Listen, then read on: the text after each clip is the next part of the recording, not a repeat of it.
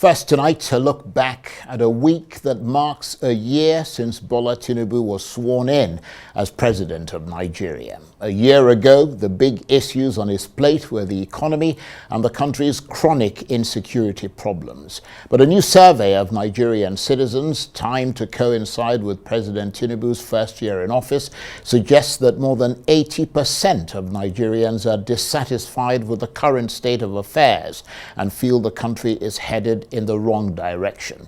That national survey was conducted by the African Polling Institute, an independent, non-profit and non-partisan opinion research think tank. But rather than talk to Nigerians about declining living standards, Mr. Tinubu marked his first year in office by officially changing the anthem back to the one from 1960, when Britain withdrew and Nigeria became independent. In other words, he's brought back the old one, replacing the one that's existed since 1978, brought in by the then military ruler, General Olusegun Obasanjo. So now Nigeria has a new, old national anthem. Well, let's get the perspective of a panel of analysts on this and the other news and issues of the week. Hopefully, they'll help us understand better what the kerfuffle is all about. And they are Arise News analyst and former chairman of the editorial board of Daily Trust newspaper, Mahmood Jega, the current affairs analyst and former commissioner in Delta State, Kenny Okolugbo, and the public affairs analyst, Abba, who is in our off-site studio. Gentlemen, thank you very much indeed for joining us. Let me come to you first, Mahmood Jega. We've talked about this, so much over the week, but and I'm sure you've been on air yourself a number of times talking about it, but it's still a very topical issue. The overall big issues on Mr. Tinubu's plate a year ago when he was sworn in were the economy and chronic insecurity. How has he dealt with those two key areas? Well, this week when the government and the country officially marked 1 year in office of the president, there were several ministerial, sectoral press briefings. But I think those two issues, which were the biggest, the economy and the insecurity, did not feature very prominently in the briefings. I cannot say why. But perhaps it is because there is a lot of dissatisfaction in the country with the socio-economic state of affairs, and in many parts of the country also with the insecurity situation. So those were the two biggest challenges when the administration started a year ago, and they are still the two biggest challenges, and they are likely to remain so for some time to come until the government gets a very good handle on them. Well, yes, indeed. And Kenny Okolugbo, just off the back of what Mahmood Jega was saying there, there really wasn't much to say about the economy because, according to the government, they have to give the reforms time to actually start to work. But looking at those reforms that he's introduced, Mr. Tinubu says it's a necessary evil for the overall health of the economy. Do you agree with that? Well, it depends on the perspective you're going to look at it from. You remember that on the 29th of May, that was when he said subsidy was done with. And subsidy was not provided for in the June budget by the Buhari's government. But if you look at it, inflation is at 3.9%, so maybe that is why you can understand, although I doubt that pulling of 80% of Nigerians, but times are really quite hard. If you look at the MPI, monetary policy, interest rates are at about 26.25% at this material point in time. So overall, I'm sure economic indices are not looking like we have found a footing since we removed the subsidy. But you could also expect the fact that ministers took over in September. So we also have to be realistic. These ministers have stayed only 9 months. Most people just assume that the ministers have stayed 1 year. So if you look at some of the performing ministers, Wike, for example, Omahi, for example, there's definitely going to be light at the end of the tunnel for the infrastructural works that they have carried out within 9 months. If you look at 9 months, 9 months is not 1 year. You still have 3 months for the ministers to get to 1 year. So what I really think we must do about the economy is to actually diversify. Dela Alake said 16 billion has come in. If 16 billion has come in within 9 months from his ministry, that's a huge positive sign. You mean 16 billion naira? Naira, yes. Right. Definitely not dollars. So if 16 billion naira has come in within 9 months, that's a positive sign that we're going away from the mono economy, mono dependence on oil, which has been one of the biggest problems, you must agree with me, Charles, that we have had, because all the governors just come cap in hand to Abuja to come and share from the oil funds. And since the subsidy was removed, the monies that have been allocated to the states have increased in a bigger proportion than they have had before. So I don't think we should only look at Tinubu, we should also look at the state governments. What have they also done to help the economy in terms of reflating the economy? And one of the key indices that was a setback was the humanitarian ministry that had promised that they would give 15 million Nigerians 25,000 naira for 6 months. Don't forget that was suspended. And the CNG vehicles have also not come out. So if all those things can come to play, somehow you also be able to reflect the economy when you put money in the pockets of the people. Yeah, but that's actually what worries people, that promises have been made and promises have not been kept. And let me come to you, Abba Kaba. Thank you very much indeed for joining us. You are in our off-site studio, but we're very aware of you and the fact that you're part of this discussion. You are, again, in addition to being a public policy analyst, you're an anti-corruption crusader. And I wonder what you think about the other war, the one on corruption, which the APC used to convince Nigerians to vote for them in 2015. I mean, whatever happened to that in the last 1 year? Having me, Mr. Charles. Actually, corruption is a moral virus, as you know, and the Tinubu administration started off by, showing the way for some of the government officials, like the former Minister of Humanitarian Affairs and the regulatory body MD that was also suspended. And, we have to commend what the EFCC is actually doing, because, there's too much corruption in the land. There's too much corruption. As you saw the EFCC chairman the other day on this Yahaya Bello case, he also, apart from that, also said that there's also corruption in the EFCC itself. So we are, fighting a monster, and the promptness and this decisiveness of the president's action from those two, officials fired, we need more action from him. And, the president is probably, also overwhelmed by, the kind of corruption this country is in. Nigerians of all walks of life, as if we are building a corrupt nation. We have to put all our hands on deck and help whoever is fighting corruption, because corruption is the monster that must be fought to a standstill. Otherwise, we are not going to succeed in any policy initiative in this government or any other government for that matter. Look at the 8 years of Buhari administration. It's very, very unfortunate that billions of dollars was stolen, and we are waiting for the EFCC and the President Tinubu to actually close their eyes and go after these people who stole. We are in this mess in Nigeria right now because of the last 8 years. This government, no doubt, inherited a rot. The economy has almost collapsed, and corrupt officials are all over the place.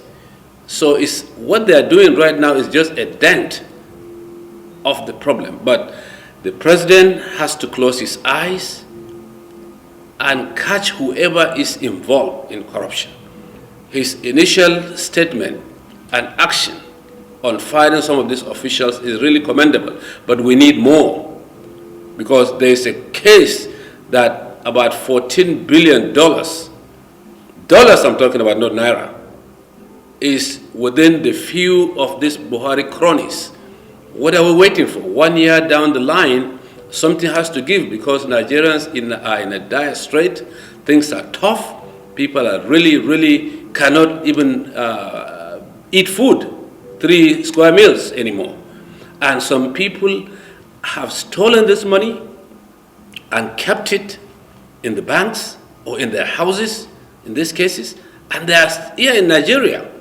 So we need to commend the EFCC and push them to do more, because what they are doing is they are overwhelmed. But this fight is the only fight that will save this country.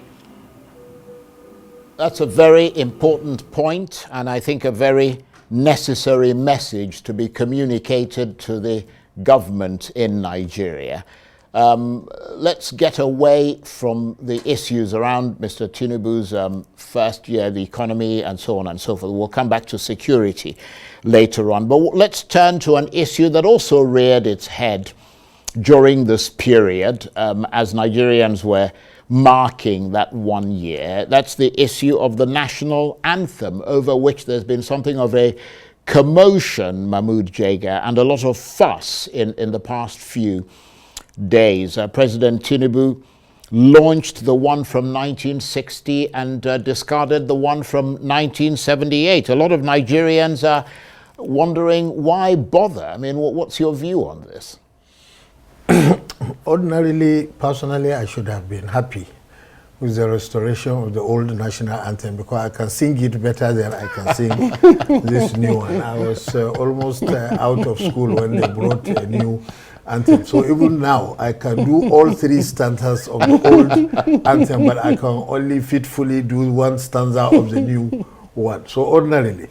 But honestly, what happened in the last 1 week also was a scandal almost, because everybody was surprised. Out of the blues, a bill was introduced into the National Assembly to bring back the old national anthem. There was a rush. Both chambers passed it, and the president also fairly hurriedly signed it into law.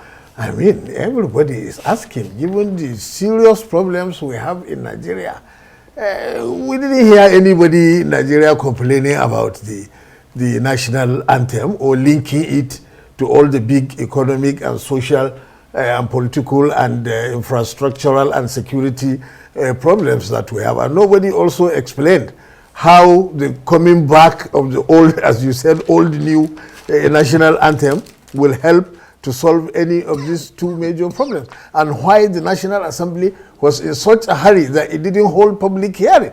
I thought usually before you pass a law, you should hold public hearing, call people, let's hear in what way is the old anthem better than the new one. Already, as people have pointed out, it even has many anachronistic words like natives and tribes that we wanted to stop using in this country in the last 30 to 40 years. Why do you want us to start talking about tribes again when we had refined it and are now saying ethnic groups? And also natives. I mean, we used to have native authorities. We thought that was not good, it was colonial. We changed it to local governments and things like that. So honestly, I mean, it was a scandal almost, the way we had this new national anthem. Anyway, it's a problem for the new generation, because now they will have to start learning the old anthem all over again. As for me, I have no problem. I can do it even now if you want. There was actually a public hearing. Yes. There was actually a public hearing. And at that public hearing, Michael Zekome clearly said it, that he had already moved the motion in one of these youth parliaments for there to be a reverse to the old national anthem. I think reversing to the old national anthem, I think, to me, by the 2 chambers, was done so that we could actually have it on the 29th of May. And Right. if they didn't have a public hearing, then you can condemn them. Well, look, I don't think it is right to I'm say gonna come to you that in- there was in no just- public hearing. I just wanted Yeah, to I correct understand that point, that but impression. we're Yeah. staying with you, Kenny, because Okay. I think there are some important points that Mahmood Jega made there, which is about words like tribe and sort of native land, which some people see as derogatory, or should be expunged from the anthem. And I wanted to know what you think about that, because a lot of people, I mean, there are quite a lot of people who don't actually see anything wrong, for instance. I mean, I think tribe is a wrong word, but there are a lot of people who don't see anything wrong with native, because, you know, they say Nigeria is in fact their native land, and that's what it says. I mean, there's nothing wrong with saying it's your native land. It's when you refer to the people as natives that's a problem. But I wonder what your thoughts are on that. Well, when Lee Williams actually gave us that anthem, I probably was 6 when we used to sing that anthem. I can still sing it because by the time we changed to the new one, we had to learn the new one.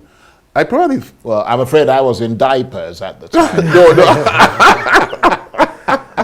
So that's a good one. At least I can remember very well. But when you say Nigeria, we hail thee, our own dear native land, I don't think there's anything except you're just thinking of native. It's relative because you can apply native to your hometown, you can apply native to your state, you can apply native. But this is your country. In brotherhood we stand. I mean, that's compact. It's just like a American anthem. Oh, say can you see? By those dawn early morning light was so proudly we hailed. If you notice, an American anthem is more of the spangled banner. Do you understand? Yeah, the Star Spangled Banner. If you go to the second stanza, it says it also talks about handing over to our children a banner without stain. That is the end of it. And also it says in peace or in battle. Honored. And that will be our gain. So people have not looked at the second stanza. They only are looking at the first stanza. I don't think there's a problem going back to our own national anthem. The one thing I like they did, if they didn't do that, was they took the second stanza of the new national anthem as our prayer, because everybody likes that second stanza. Do you understand? So certainly I know a lot of people complain because they feel it's not supposed to be the priority of the government. But what they see, we might not see, because if the two chambers, which combined of over 300 members of the House of Rep and 109 senators, decided to pass unanimously, and they are supposed to be our representative, and actually had a public hearing, which the president signed into law, then we shouldn't complain because we sent them there to represent us. We might differ, quite all right, just like you're trying to say. But if they didn't have the public hearing, I might criticize that. But people didn't go to the public hearing. They announced it, they made it open that they were having the public hearing, and then they come and complain. I don't think it's right. Right. I have to say that I do agree with Mahmood Jega there that I can actually sing that national anthem. I thought you said you were in diapers. No. Yeah, but I You were joking. I eventually got out of diapers. I can assure you I'm not wearing one. But I mean, I can sing that, and I can actually play it on the piano. And I can't play the new one on the piano. I mean, I'm not trying to be selfish about it, but I have to say that I don't really have any problems with the old anthem. But let me come to you, Abba Kaba. There are, I think, as Mahmood Jega pointed out, and Kenny, there are people who are wondering what President Tinubu is doing, given that there are many more serious problems in the country at the moment. Well, to answer your question on the national anthem, actually, the National Assembly itself, by, debating that and passing that bill, shows a lot of disconnect between the National Assembly and Nigerians and what Nigerians are going through. There's a total disconnect. There's a serious one of the members, Honorable Jega from Goza, made an excellent analysis. And he asked the members, how many of you are patriotic? How many of you are sincere? How many of you are honest in what you are doing? And the answer is just, we should know that. this is not the priority of what Nigerians want. We are not interested in that. What we are interested in is the crisis of the economy, the crisis of insecurity. And let me commend like 3 of the members from the House of Reps also. One from Kebbi State, one from, I think, Katsina State, and another one from Kwara State, that, that actually rejected the 160 million naira SUVs that they bought. I really commend those young men, and I really hope that those are the kind of leaders, future Nigerians leaders that we are looking for. Why will you go and spend 160 million naira on one SUV? If you are patriotic enough, you should actually buy made in Nigeria vehicles, like Innocent Motors, and there's a lot of them who are supposed to be, helping the economy out.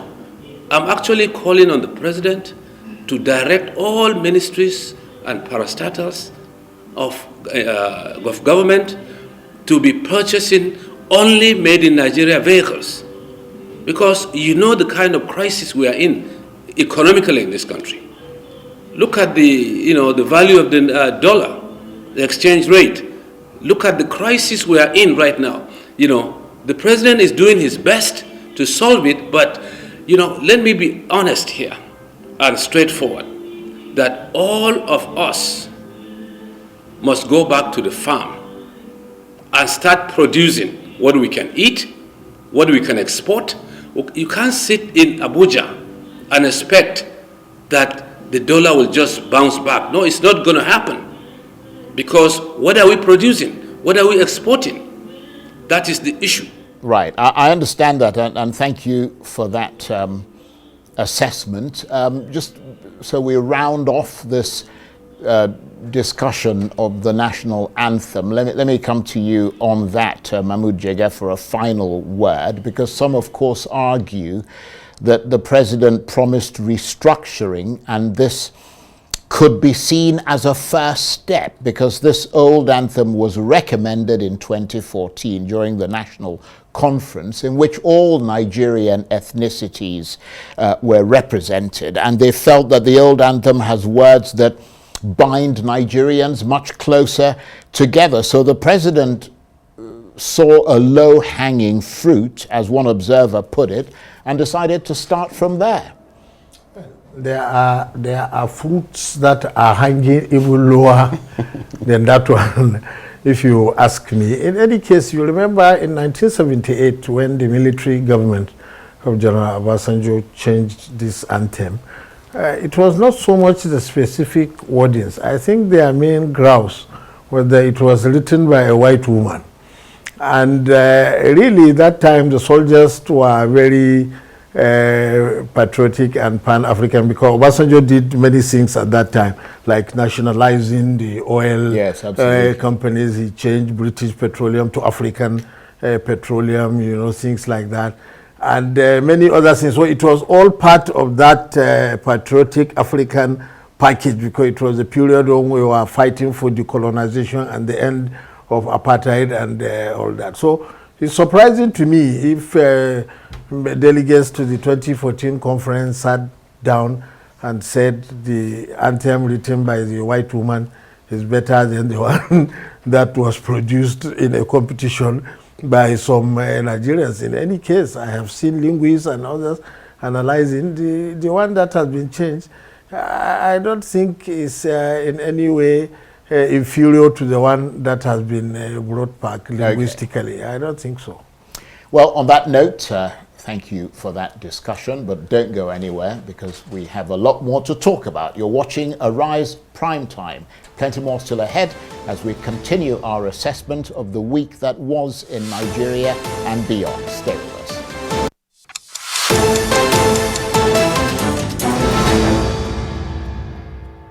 Welcome back to Arise Prime Time, where we offer perspectives on the news and talking points of the day. I'm Charles Now, this was a week in which separatist militants enforcing a lockdown in Nigeria's southeastern commercial city of Abba in Abia State attacked security forces deployed to restore order, killing 5 soldiers and 6 civilians in a shootout, with the army vowing to retaliate and to carry out reprisals with overwhelming military pressure. What happens to the safety of ordinary people there? Will the army exercise restraint as it goes after the perpetrators of this terrible crime? And beyond Nigeria, it was a week in which the former US President Donald Trump became a convicted criminal, but a conviction which does not disqualify him from running in this November's presidential election, even if he's sent to prison when he's sentenced in July. So how odd, or perhaps even bizarre, is that? And our guest analysts are still with me in the studio. Arise News analyst and former chairman of the editorial board of Daily Trust newspaper, Mahmood Jega, the current affairs analyst and former commissioner in Delta State, Kenny Okolugbo, and the public affairs analyst, Abba, Kaka, who is in our studio just off-site, but within the same premises. Thank you very much indeed, gentlemen, for joining us. And let me I think we finished with you the last time, Mahmood Jega. So let me come to you, Kenny Okolugbo. Let's turn to the story of that horrific attack in Abia State, in which gunmen attacked a security post in Abba, killing 5 soldiers and 6 civilians during a shootout. Your thoughts? I think it was one of the most cowardly acts that has been carried out recently. It's quite sad because it's like 1 year down the line, we still have the security challenges. But what bothers me here is that they came in 3 tinted SUVs, Prado. Everybody knows how much a Prado cost. That should tell you how much these people are, how they're being funded. While the 3 SUVs were approaching, they also had ground support. So there was failure of intelligence, because at that Obiakaba's junction in Obingwa local government area where this attack took place, I heard the junction is a wide junction that they could have been able to tell. And when you see 3 SUVs coming at the time when you have talked about sit at home, I thought there should have been more of intelligence. As sad as it is, but it was a surprise attack.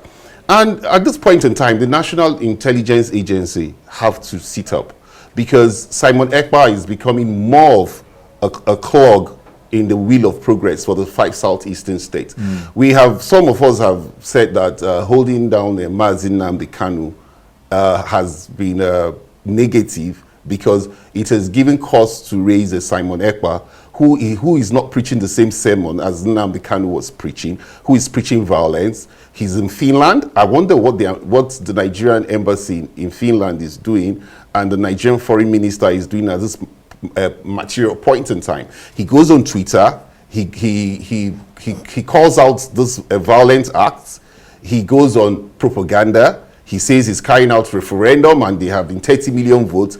Apparently this attack was not done by IPOB, this was done by Simon Ekpa's boys, and he probably posted it on Twitter. If you notice, he has been number 1 on the tweet on trends for some time now on Twitter, and he's enjoying all the media attention. And you know, that gathers him more support, gathers him more finances, and these are the finances that he's using. You know, he actually does empowerment programs. Simon Ekpa, he sends funds to these people who actually also see him in the quest of being a benefactor. So the government has to do something about it. Yes, if not, the Southeast is going to continue to be a war theater. And one thing I must also point out, briefly, the military says they're going to go after them, but this is a guerrilla warfare. It's quite difficult to get people in a guerrilla warfare. Yeah, that's why we're warning that it has to be done within the ambit of the law. But I mean, you make some very good points there, and of course the Nigerian government can't go to Finland and sort of try and extract Simon Ekpa from there. But all they can do is try and get the cooperation of the Finnish government, and the Finns have said that they've tried at one point to pick him up. They said that there just didn't seem to be any evidence directly linking him to what was going on here. Well, let me come to you, Abba Kaka, and I apologize, I was calling you Abba Kaba but somebody had written your name that way and forwarded it to me. So I do apologize. But I mean, Kenny Okolugbo was talking about this and the linkage to Nnamdi Kanu. Does all this make it less likely, because the name IPOB is associated with this, that Nnamdi Kanu will be released anytime soon? Or does it strengthen the argument which he himself makes, that in his absence, the group is running amok, but if he was freed, the reason for their violent protest would disappear? Well, it's a very, very unfortunate and sad situation, what is happening in the Southeast. Very few people have taken 5 states hostage, is what is happening. And that is a sign of indiscipline and lawlessness, which leads nowhere but to anarchy. So I know that the Nigerian army is up to the task. They need to smoke out whoever is behind it. As Mr. Kenny said, you know, they are being sponsored by some powerful individuals. And the Nigerian government should strongly, through the Ministry of Foreign Affairs, write and demand Mr. Kenny, Mr. whatever his name is, to be arrested and brought back and extradited to Nigeria. Because we cannot have a diplomatic relation with Finland and then we have a fugitive there, you know, killing military men and women. This is a very, very serious matter, and whatever it takes, let the Nigerian military crush whoever is involved. But the argument made by Kanu and his people, his lawyers in this case, doesn't hold water at all, because how many people Mr. Kanu himself, you know, directed the military and police to be killed before he escaped and was arrested in Nairobi, Kenya. So that is an argument that doesn't hold water. You know, you commit a crime, you do the time. It's as simple as that.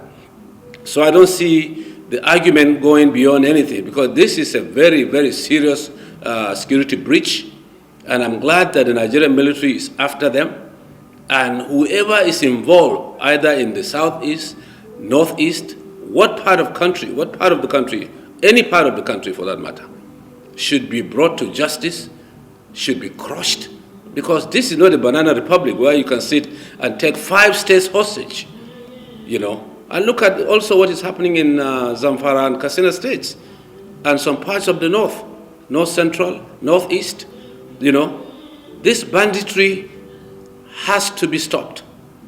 Whatever it takes. I'm glad that the government, you know, now, you know, yesterday the vice president actually, you know, commissioned some ships that were brought in for the Nigerian Navy, and before then some aircrafts were brought in.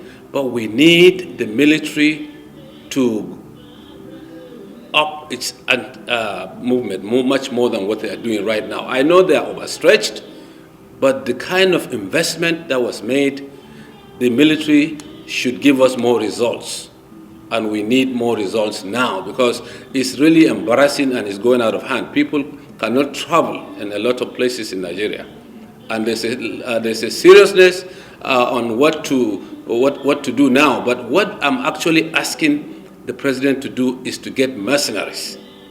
If you remember, during the Jonathan administration, when the election was shifted by like 6 weeks, mercenaries were brought in, and they went to the northeast and they crushed a lot of the Boko Haram.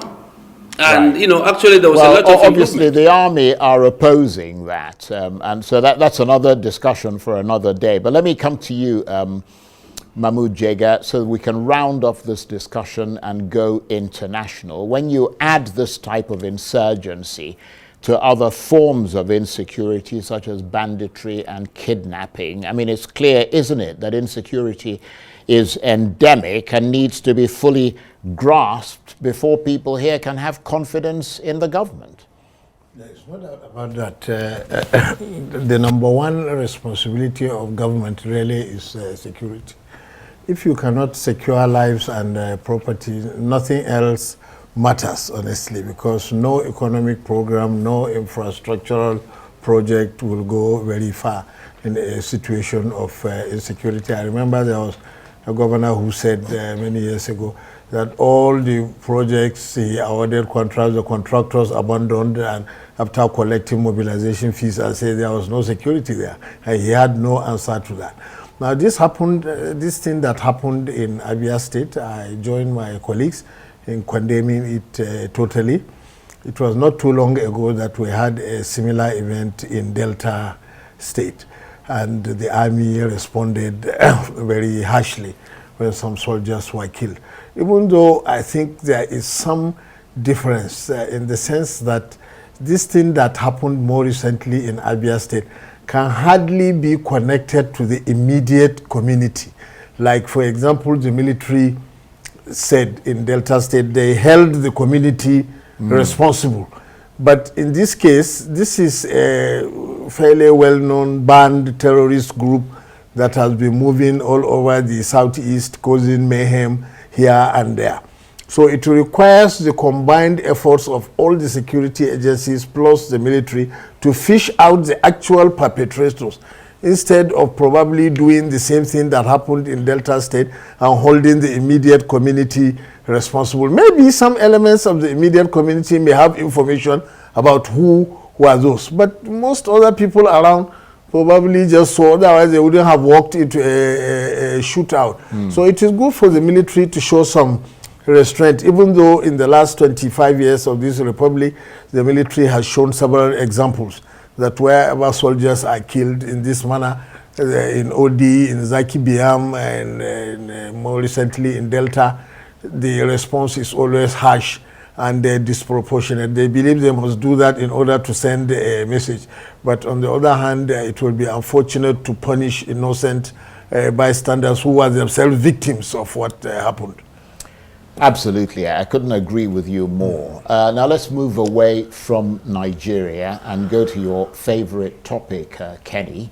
As you can imagine, the US media are humming with speculation after Donald Trump's guilty verdict in New York. He's become the first US president, former or serving, to be convicted of a criminal offense, falsifying business records to cover a hush money payment. Do you see that as a travesty of justice or justice served? I actually think that if you have to convict a United States president, especially a former United States president, you must have evidence beyond a reasonable doubt. That must be on point. What I think happened in America, it's sad to say that the Nigerian justice system would not do what happened in America. George Mason was actually compromised because first, his daughter works for the Democratic Party. He donated money to Biden, and he should have recused himself from that trial. And if you look at the New York law, the New York law makes it, makes it clear that if you are conflicted, you should not sit in such a case. And he was not chosen from a pool. He was chosen directly because... Yeah, but it wasn't the judge who made He was the acting judge. Yes. It was Alvin Bragg. It was Alvin Bragg. A jury that made the decision. But I'm coming somewhere. Right. But when you give instructions, the instructions you give to the jury matters a lot. He gave them instructions to find an underlying crime. For you to have proven that Donald Trump was guilty, there was a crime to have been committed after the fraudulent documents were supposed to have been raised from a misdemeanor to a felony. And for you to tell a jury that you can find any crime and you don't have to be unanimous, it's either he had tax evasion, or either he had falsified documents, or he had carried out a federal election crime. And don't forget that Alvin Bragg is a state district attorney. You cannot try a federal case. And so there were a lot of reversible errors. And you must also agree that the judge could have actually ordered a mistrial when Stormy Daniels were giving those salacious details, which I cannot even say on set here, because I found it very prejudicial, because by the time she was describing how she and Donald Trump slept and all those details that should not have come out in court, the mistrial should have been declared immediately. Well, he failed to declare the mistrial. I'm not saying this. Trump might not be I'm not saying Trump is a saint. I'm not saying Trump does not have those baggages that he has. But if you must find him guilty, he raised $39 million in 10 hours. his website crashed. My son is an American, and I worry because the boy has always told me he's going to settle in America. And so, but when you see this kind of judicial system it should be in a third world country, not America. And that's what I think. Okay, let me come to you, Abba Kaba, because of course, even though he's convicted of a criminal offense, his conviction, which is he's likely to appeal, does not disqualify him from running in this November's presidential election, even if he's sent to prison when he is sentenced in July. What do you make of that? Well, first, the United States legal system is run based on the jury system.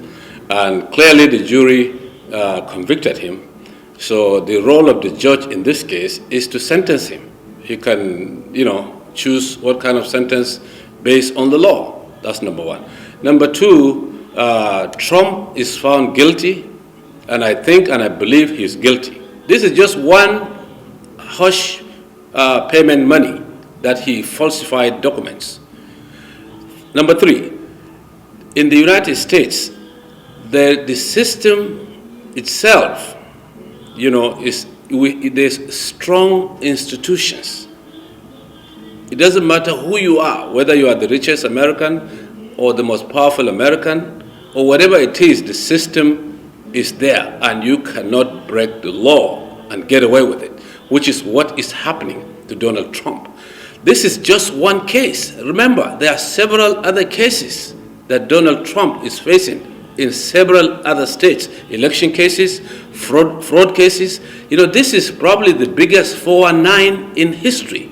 And they're just accusing Nigerians of being this and that. But Donald Trump's history, you go and read it, is probably the biggest 419, biggest crook that has, gotten to such a powerful position in the world, which is being the President of the United States. But that notwithstanding, the system itself is very, very strong. They have institutions that are strong to bring you to justice, which is what is happening. I think that's the big lesson to learn from this. That's the strength of the institutions, and that an individual, doesn't matter who you are, is subject to the law. Let me come to you, Mahmood Jega. Do you think this could derail his bid to win back the White House in November? I mean, that's the big question, isn't it? It probably might not, but the important thing is, Charles, in our lifetime, we have seen a tectonic shift in the political attitude of Americans. You see, what Donald Trump did, simply, okay, he got his lawyer to pay hush money to Stormy Daniels, and he didn't reflect that in his business papers. That is in his business records. That's the summary of it. That's cover up. Don't forget, this word cover up was exactly what brought down President Richard Nixon in 1974. Absolutely. But he wasn't tried. Well, Nixon didn't send the people who boggled the Watergate Hotel. Yes. But when he was briefed by his counsel, the legal counsel John Dean, that it was the committee to re-elect the president that sent them, he instead of handing them... Sorry, I just let him make his point. Okay. Yeah. Instead of handing them over to the authorities for prosecution, he ordered a cover-up. That was his main crime. Oh, that's true. And it led to investigation by Senate, all kinds of cases, and it forced him to resign. It's the same case. But there has been such a tectonic change. You see, a man like Donald Trump, 30, not to say 40 years ago, will never have gotten near the White House. As recently as 1988, when Gary Hart was running for the Democratic nomination, pictures were printed in the Miami Herald that showed that he went for a holiday in the Caribbean. And exactly, and a girl sat on his lap. That was enough to drive him out of the race. But look at all the scandals around this man, Donald Trump. But because the white low-class Americans are so bent on his message of keeping out migrants and others, that the more he is involved in scandal, the more committed they are, including this $39 million donations that you said he got into. Why should anybody donate 39 million to a convicted felon who was convicted by a properly constituted jury? But if this is how Americans want to do their thing, no problem. Let's go and do it. Very good points there. The only thing I wanted to point out, 1 minute. The only thing I wanted to point out was that a hush money is like an NDA. It's not a crime, and so criminalizing the hush money payment just makes it sound like hush money is a crime. It's a non-disclosure agreement. That's why he's convicted. No, they didn't convict him because of the hush money. That's one of the reasons. They convicted him because of the falsified records. Did not show that it was a reimbursement. The hush money payment was part of the whole sort of... No, they said he should have said it was a contribution. Yeah, it was an election contribution. It should have been properly declared. That's exactly what they said. It's not, hush money is not a crime. Well, in any case, it's a Friday, so let's let's all get our hair in place and go and relax a little bit. I want to thank you, gentlemen, very much indeed. Very, very interesting discussion. Of course, Kenny Okolugbo, who you heard last there, is a current affairs analyst and former commissioner in Delta State. Mahmood Jega is an Arise News analyst and former chairman of the editorial board of Daily Trust newspaper. And Abba Kaka, let me make sure I got that right this time, is a public affairs analyst. Gentlemen, thank you very much indeed. That's it for this edition of Arise Prime Time. Join us again next week. From me and the entire team here in Abuja, bye-bye, and thank you for watching.